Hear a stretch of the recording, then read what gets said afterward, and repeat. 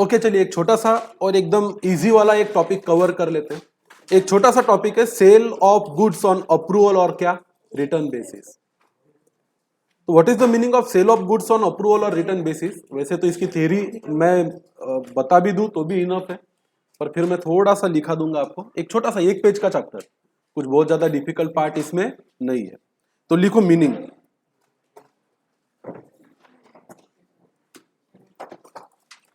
When goods are sent to another party for sale,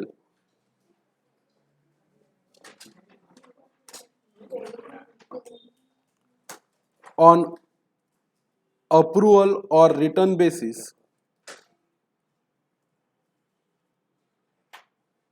it means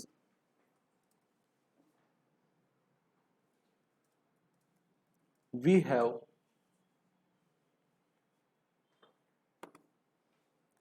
sent the goods, but it is not the actual sale.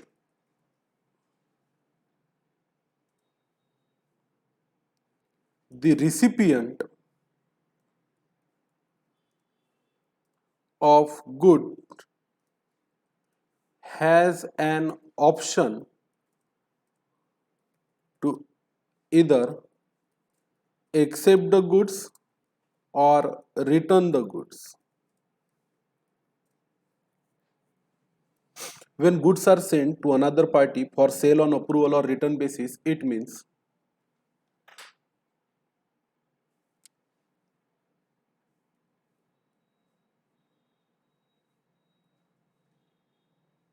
ऐसा होना चाहिए। आप लिखा वैसा लिखो, उससे फर्क नहीं पड़ेगा।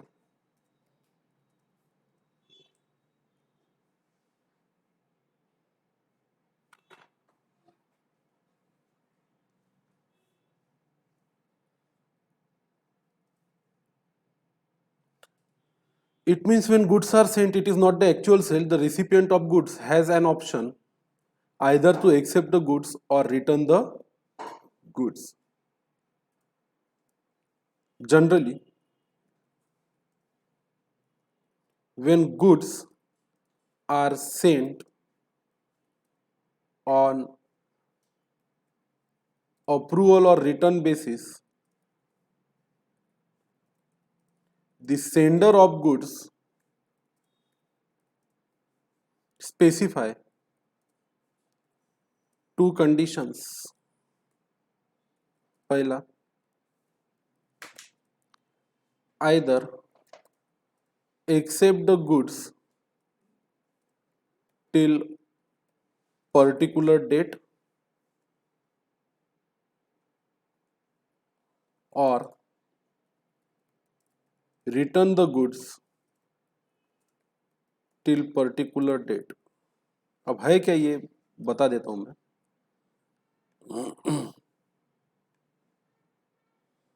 देखो ध्यान, अब आपकी एक शॉप है, आपका बिजनेस है। आप वैसे तो सेल परचेस करते हो, एक्चुअल में सेल होता है, एक्चुअल में क्या होता है, परचेस होता है। जब आपने किसी को एक्चुअली सेल कर दिया गुड्स, तो आप जर्नल एंट्री पास कर लेते हो अपने बुक्स में, क्या डेटर को डेबिट और सेल्स को क्रेडिट। कभी कभी ये होता है कि मेरे पास कोई प्रोडक्ट है बेचने के लिए, अब वो प्रोडक्ट नया है, मुझे उसको मार्केट में लॉन्च करना है। तो मैंने क्या किया, मेरे जितने भी कस्टमर रहते सबको बोला कि भाई आप चिप्स कौन सी बेचते हो, तो उन्होंने बोला हम हल्दीराम की चिप्स बेचते हैं। मैंने बोला हल्दीराम से भी एक बढ़िया प्रोडक्ट आया है बल्दीराम, तो लोगों ने बोला कि नहीं हमें बल्दीराम बेचना नहीं है, ये बिकता नहीं और लोग इसको खरीदते नहीं, लोग क्या मांगते हैं, हल्दीराम। मैंने बोला अरे काम तो करो, रख के देखो, तो आपको एक बॉक्स भिजवा रहा हूं आपको बल्दीराम के पैक चिप्स का। वो बोले नहीं बिका तो कोई बात नहीं, बिका तो ठीक, नहीं बिका तो क्या कर देना, वापस। आपको 1 महीने का समय दे रहा हूं, आज है 1 जनवरी, 30 जनवरी तक आपके पास रखो, बिका तो ठीक है, नहीं तो 30 जनवरी को 31 जनवरी को क्या कर देना, वापस। अब मुझे बोलो, जब मैंने एक बॉक्स भेजा बल्दीराम चिप्स का, तो क्या वो आइडियली सेल हुआ क्या? क्या मेरे लिए सेल को क्रेडिट करना सही बात होगा क्या? नहीं, क्योंकि वो एक्चुअल में मेरी इनकम है ही नहीं। कस्टमर को डेबिट भी करना सही होगा क्या? नहीं, क्योंकि ऐसा कोई ऑब्लिगेशन नहीं है कि जहां पे उसको मुझे क्या देने चाहिए, पैसे देने चाहिए। जब एक्चुअल सेल होता है तो हम कस्टमर को क्या करते हैं, डेबिट, और सेल को क्या करते हैं, क्रेडिट, क्योंकि कायदे से कस्टमर को डेबिट किया तो उससे पैसे लेने का हमें क्या मिलता है, अधिकार, और सेल को क्रेडिट किया तो हमारी इनकम हो गई कायदे से, इसको कोई रोक टोक नहीं है। पर इस केस में जहां मैंने उसको बोला अरे रख के तो देख, एक पैकेट बल्दीराम का, एक बॉक्स बल्दीराम का, बिका तो ठीक है, नहीं बिका तो क्या कर देना, वापिस कर देना। तो क्या अगर मैं इसकी जर्नल एंट्री पास कर लूं, कस्टमर को डेबिट और सेल्स को क्रेडिट, तो ये सही होगा कि गलत होगा, गलत, क्योंकि जर्नल एंट्री का मतलब है कि कस्टमर को डेबिट किया तो आपका असेट बन गया, इसका मतलब आपको अधिकार है उससे क्या लेने का, पैसे लेने का। सेल को क्रेडिट किया मतलब कानूनन वो आपकी क्या बन गई, इनकम बन गई। यहां तो वैसी कोई केस नहीं है। तो फिर क्या लोग ऐसा बिजनेस करते हैं क्या, रख के देखो बिका तो ठीक है, नहीं तो वापस करना, पॉसिबल है क्या, है। रियल लाइफ में ऐसा बिजनेस होता है। जिसकी भी शॉप होगी, आप देखना आपके शॉप पे लोग माल ला के डाल के चले जाते हैं, अपन बोलते नहीं होना ना साहब, नहीं होना ना, वो क्या बोलते अरे रखो तो, बिका तो ठीक है, नहीं तो क्या कर देना, वापिस। पर ऐसे केस में वो एक समय जरूर देता है, ऐसे केस में वो एक समय जरूर देता है। क्या समय देता है कि इतने तारीख तक वापस कर दो, या तो बता दो कि रख लिया। फिर इसमें 3 केसेस हो सकती है। एक तो जिसको हमने माल बेचा उसको हमने 1 महीने का समय दिया था, 1 महीना बीत गया, उसने हाउ भी नहीं बोला, नहीं भी नहीं बोला, और माल वापस भी नहीं किया। अब इसका मतलब क्या हुआ, उसने गुड को क्या कर लिया, एक्सेप्ट कर लिया। अपन ने बोला था ना कि नहीं बिका तो कौन से तारीख तक वापस करना, 31 तक। 31 चली गई, उसने वापस किया क्या, नहीं। इसका मतलब है कि अब क्या हो गया, सेल। तब आप जर्नल एंट्री क्या कर सकते हो, पास कर सकते हो। दूसरा हो सकता है कि 15 तारीख को ही उसने फोन करके बोल दिया कि ठीक है मुझे माल एक्सेप्ट है, लोग हल्दीराम नहीं बल्दीराम 1-2 लोगों को दिया, उनको पसंद आया और वो डबल डिमांड करने आ रहे हैं। तो इसका मतलब क्या हुआ, 15 तारीख को आपका क्या पूरा हो गया, सेल पूरा हो गया। तीसरा केस हो सकता है कि 20 तारीख को उसने माल क्या कर दिया, वापिस कर दिया। तो मुझे बोलो ऐसे केस में माल बेचते वक्त क्या आपको एंट्री करनी चाहिए, क्या एंट्री करनी नहीं चाहिए। तो बस वही है, इसमें इस चैप्टर में और कुछ नहीं दिया। तो बोला है कि जब आप गुड्स बेचते हो, क्या अप्रूवल या रिटर्न के बेसिस पे, तो जब माल बेचो तब उसकी क्या ना करो, एंट्री ना करो। उसने अगर वापस कर दिया, जब माल बेचते वक्त एंट्री नहीं की थी, तो उसको माल वापस लेते वक्त भी क्या मत करो, एंट्री मत करो। पर अगर समय पूरा हो गया या उसने आगे से होके बोल दिया कि मैंने माल रख लिया, तो उसकी क्या पास करो, एंट्री पास करो। हाँ, एक होता है अकाउंटिंग का हिसाब रखना और एक होता है स्टॉक का हिसाब रखना। भले आप अकाउंटिंग में एंट्री पास नहीं कर रहे माल बेचते वक्त, पर उसका स्टॉक में तो आपको क्या रखना पड़ेगा, हिसाब। कोई ना कोई एक कागज तो बनाना पड़ेगा जिसमें आपको ये लिखो ए को, बी को, सी को, कौन से तारीख को कितना माल बेचा है। अरे भाई भले डेबिट क्रेडिट नहीं कर रहे, पर क्या बिजनेस में सिर्फ डेबिट क्रेडिट का ही हिसाब रखना होता है क्या, इसके अलावा भी ढेर सारे दस्तावेज बनाने होते हैं जिसको हम बोलते हैं स्टॉक लेजर। माल आया कितना और माल गया कितना, कम से कम एक आध दिन ये तो पता चले। अगर आपके पास 100 कस्टमर है जिसको आपने 10 बॉक्स, किसी को 2 बॉक्स, किसी को 3 बॉक्स भेज दिए, तो एक डायरी में लिखना तो पड़ेगा किसको कितना दिया है कि नहीं। तो एक रजिस्टर या मेमोरेंडम उसका मेंटेन करना पड़ता है। तो इस चैप्टर में कुछ नहीं, एक पन्ने का चैप्टर है, इसमें यह बोला गया है कि जब जब आप माल बेचो, सेल ऑन कौन सा बेसिस, अप्रूवल बेसिस, तो माल भेजते वक्त उसकी क्या पास मत करो, एंट्री, क्योंकि ये आपका एक्चुअल सेल नहीं।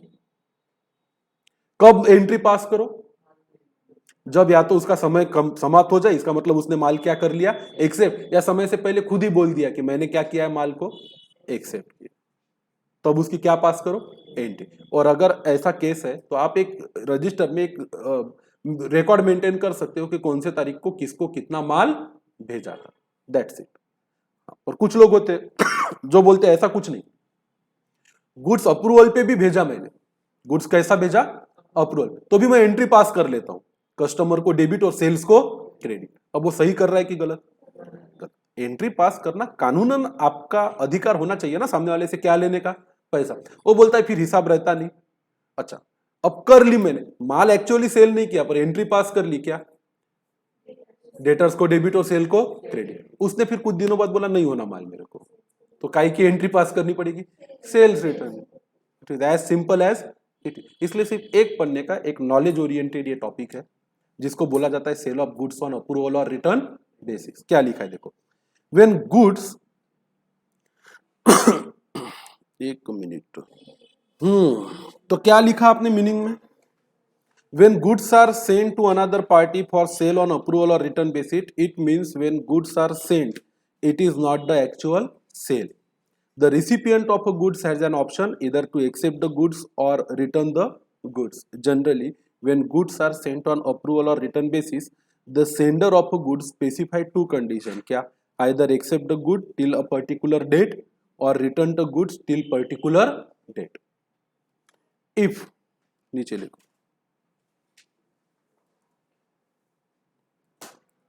goods are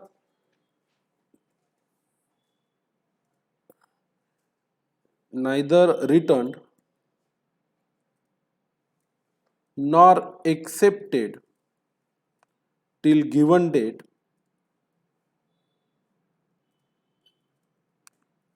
it is assumed that the goods has been accepted and entry for sale is passed accordingly. कुछ केसेस लेते हैं अपन, लिखो नीचे.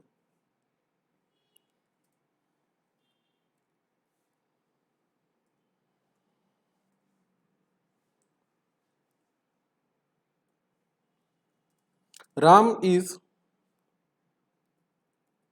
dealer of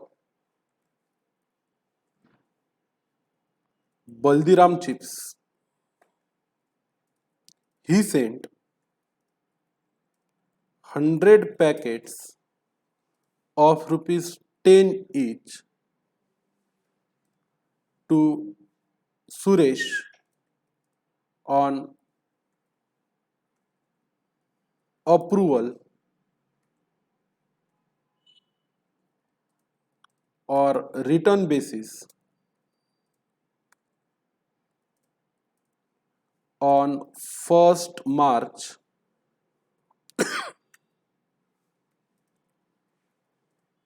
2021 with condition to approve or return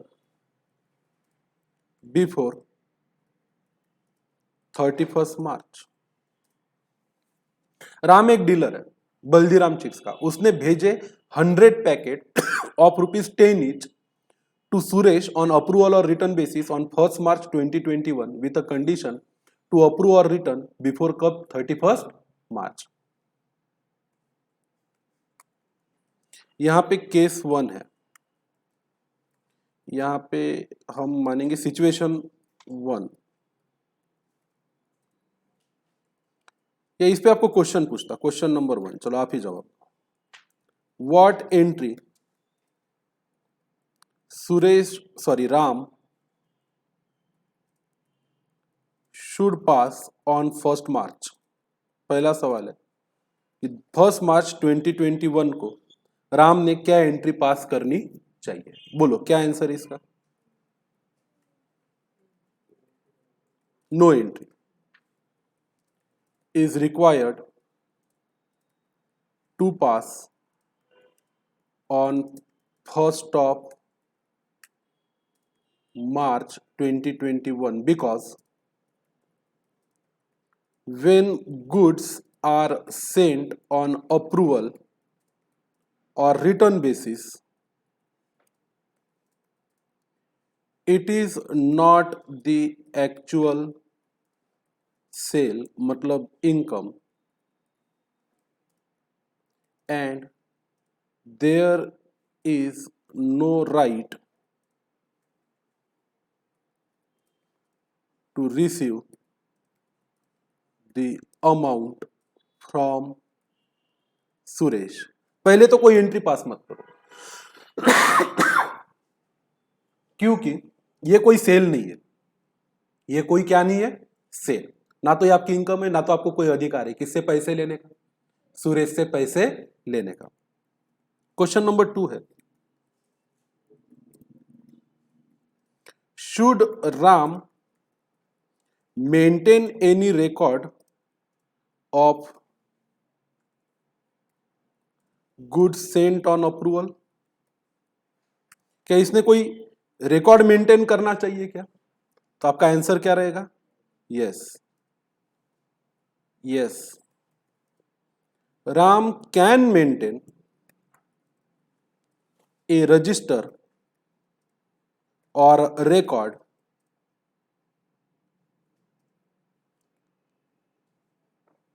of goods sent on approval in following format. इसका एक format होता है, इस फॉर्मेट में आप अपना रिकॉर्ड मेंटेन कर सकते हो। कुछ नहीं होता है, फॉर्मेट का एक टेबल बनाओ, कौन से तारीख को किसको कितना माल बेचा, क्या क्वांटिटी बेचा, उसने रिटर्न किया तो रिटर्न लिखो, और अप्रूव किया तो अप्रूव लिखो, और उसका क्लोजिंग बैलेंस लिखो। तो बनाओ एक छोटा सा टेबल बनाते, छोटा नहीं काफी बड़ा टेबल है।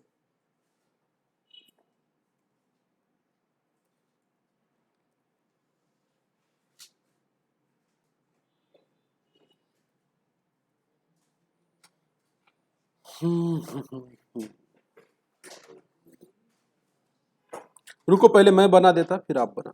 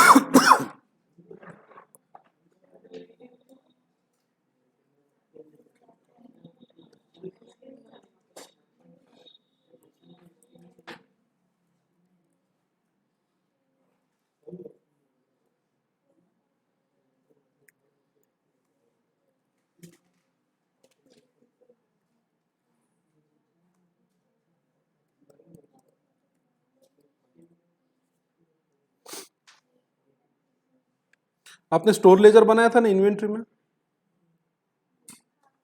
बनाया था कि नहीं बनाया था? बस कुछ उसी तरीके का एक रिकॉर्ड अपने को यहाँ मेंटेन करना है।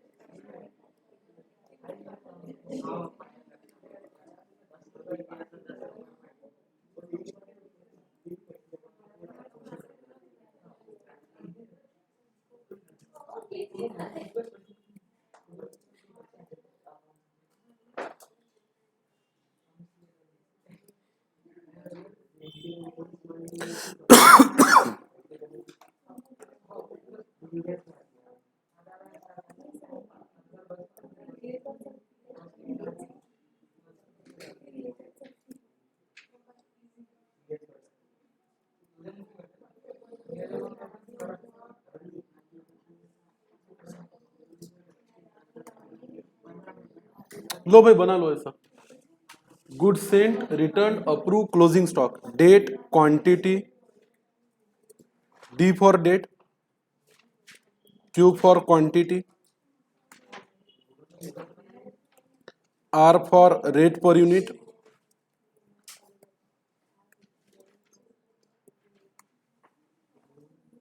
T for total value.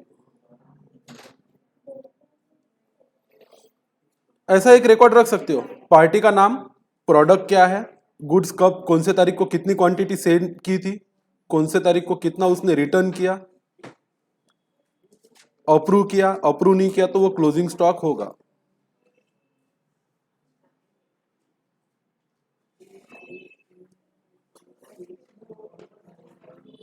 तो पार्टी के नाम में अपन लिख सकते हैं हमने भेजा सुरेश को, प्रोडक्ट है चिप्स, डेट है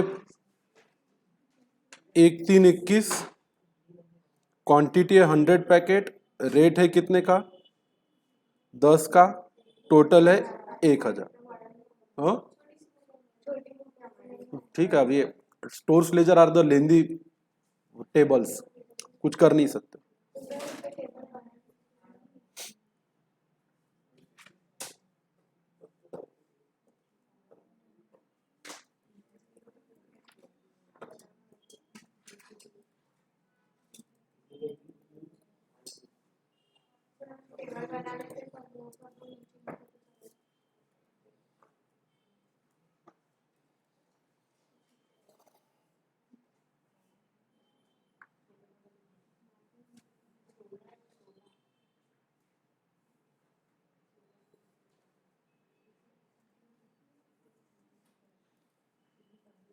क्या इसका कोई ऐसा स्पेसिफिक फॉर्मेट नहीं है, आपको जैसा ठीक लगे बना लो।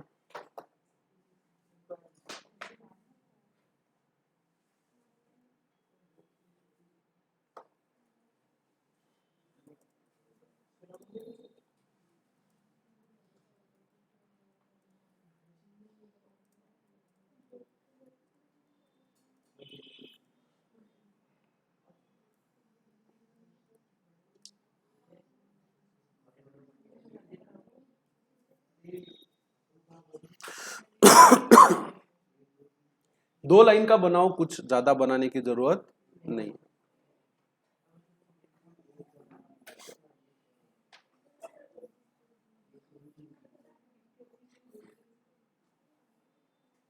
नाम लिखो पार्टी का, प्रोडक्ट लिखो, कौन से तारीख को गुड्स सेंड किए, कौन से तारीख को रिटर्न किए, या कौन से तारीख को अप्रूव किए, और कितना स्टॉक बचा है।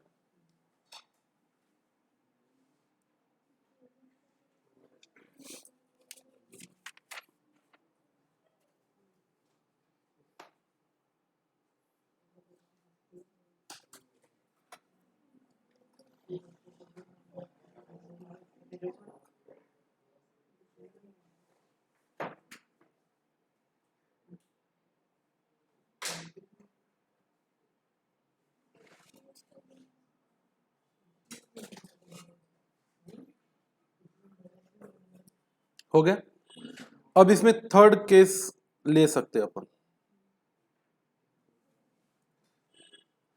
Suppose on 15th of March, Suresh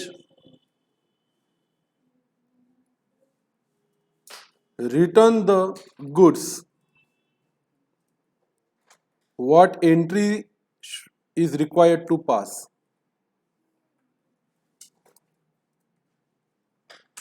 सवाल है कि 15 मार्च को Suresh return all the goods, सारा का सारा माल सुरेश ने क्या कर दिया, रिटर्न कर दिया। क्या एंट्री पास करनी चाहिए, क्या लिखोगे answer, no entry is required to pass because no entry was passed at the time of sending the goods. However, record should be maintained in goods sent on approval register. माल अगर वापस कर दिया तो कोई एंट्री पास करने की जरूरत नहीं है, पर रिकॉर्ड मेंटेन करना पड़ेगा। कौन से रजिस्टर्ड में, goods Saint on approval registered.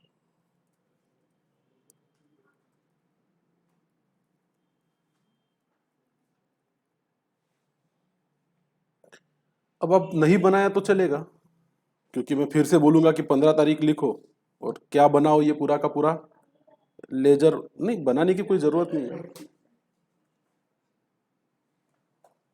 15 तारीख को माल वापस आ गया तो कुछ करने की जरूरत नहीं है। सुरेश के नाम के आगे 15 तारीख डालेंगे अपन।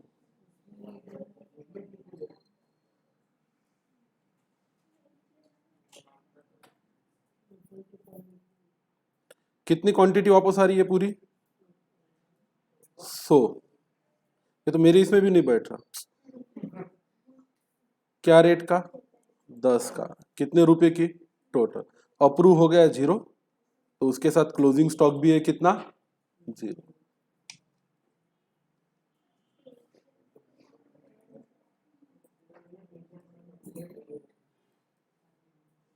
ठीक बैठ जाता है।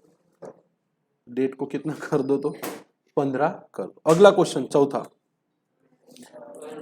हाँ ठीक है, ओके स्टॉप।